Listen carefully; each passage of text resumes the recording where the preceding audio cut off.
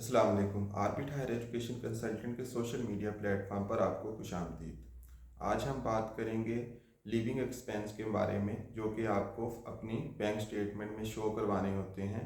आप जिस कंट्री के लिए जा रहे होते हैं उनकी ये रिक्वायरमेंट होती है कि आपके पास इतने लिविंग एक्सपेंस हों कि आप अपना 1 साल के लिए आराम से वहाँ जाकर रह सकें। अगर आपको कोई जॉब ना मिले पार्ट टाइम, या आप पार्ट टाइम जॉब ना करना चाहते हों, तो तब भी आपके पास इतने फंड्स हों कि आप वहाँ पर अपना सरवाइव कर सकें। ये फंड्स होते हैं, ये डिपेंड करता है कंट्री टू कंट्री कि वहाँ पे लिविंग एक्सपेंस कितना है। यानी वहाँ पे जो खर्चा आता है 1 महीने का, उस हिसाब से उनके जो अदारे हैं जो कि रेगुलेट करते हैं स्टूडेंट वीज़ा को, वो एक एस्टीमेट देते हैं कि इतने फंड रिक्वायर होंगे एक बच्चे को 1 साल के लिए, जिसमें उसकी अकामोडेशन, खाना पीना और सफ़र के और मोबाइल के खर्चा शामिल होते हैं। ये जो फंड्स हैं ये आपको बैंक स्टेटमेंट में अपने शो करवाना होते हैं, जो आप अपनी वीज़ा एप्लीकेशन के साथ लगाकर एम्बेसी को भेजते हैं। ये डिपेंड करता है कंट्री टू कंट्री। आज हम 3 कंट्रीज़ के लिविंग एक्सपेंस को डिस्कस करेंगे जो कि आपने अपनी बैंक स्टेटमेंट में शो करवाने होते हैं। ये तीनों डेस्टिनेशन बड़ी ही फेमस डेस्टिनेशन हैं बिटवीन द स्टूडेंट्स। सबसे पहले हम बात करेंगे यूके के बारे में। यूके में जो आपको फाइनेंशियल रिक्वायरमेंट रहती हैं, जो आपने बैंक स्टेटमेंट में शो करवानी होती हैं इन ल्यू ऑफ लिविंग एक्सपेंस, उसकी 2 कैटेगरीज हैं। एक है आउटसाइड लंदन, यानी लंदन के जितनी भी बाहर शहर हैं, बर्मिंघम है, मैनचेस्टर है, लीड्स है, वेल्स या फिर स्कॉटलैंड स्कॉटलैंड के अंदर भी जितने सिटीज़ हैं, या फिर नॉर्दर्न आयरलैंड, ये सारा रीजन आउटसाइड लंदन कहलाता है। और लंदन जो है उसके लिए फाइनेंशियल रिक्वायरमेंट्स अलहदा हैं।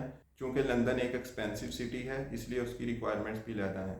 अगर हम आउटसाइड लंदन की बात करें, आपको जो फंड्स शो करवाने हैं लिविंग एक्सपेंस के लिए, वो तकरीबन 9,207 पाउंड हैं। इस तरह अगर हम लंदन की बात करें तो वो आपको 12,006 पाउंड शो करवाने होते हैं, यानी तकरीबन 9 से 10 लाख रुपए का डिफरेंस है।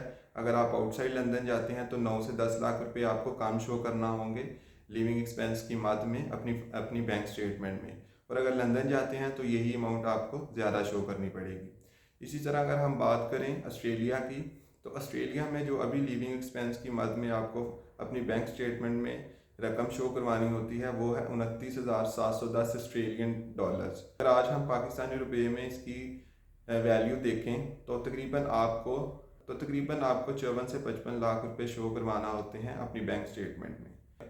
अगर हम बात करें तीसरी कंट्री की, जो कि है यूएसए में आपको ऐसी कोई रिक्वायरमेंट नहीं मिलती कि जिसमें नंबर्स दिए गए हों कि आपने इतनी बैंक स्टेटमेंट शो करवानी है। लेकिन यूएसए में बैंक स्टेटमेंट की रिक्वायरमेंट है, लेकिन नंबर्स नहीं दिए गए। इसका सबसे बेहतरीन हल है, आप अपनी यूनिवर्सिटी से कंसल्ट कर सकते हैं, या आप यूनिवर्सिटी की वेबसाइट से भी देख सकते हैं कि वहाँ पे एक स्टूडेंट के लिए कितना खर्चा आता है लिविंग एक्सपेंस की मद में।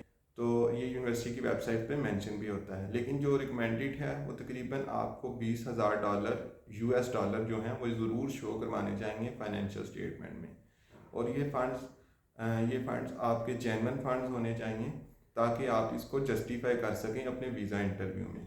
अगर हम बात करें फाइनेंशियल रिक्वायरमेंट्स की लिविंग एक्सपेंस की मद में, जो कि आपको शो करवानी है, तो इन तीनों कंट्रीज़ के मोर और लेस सेम हैं।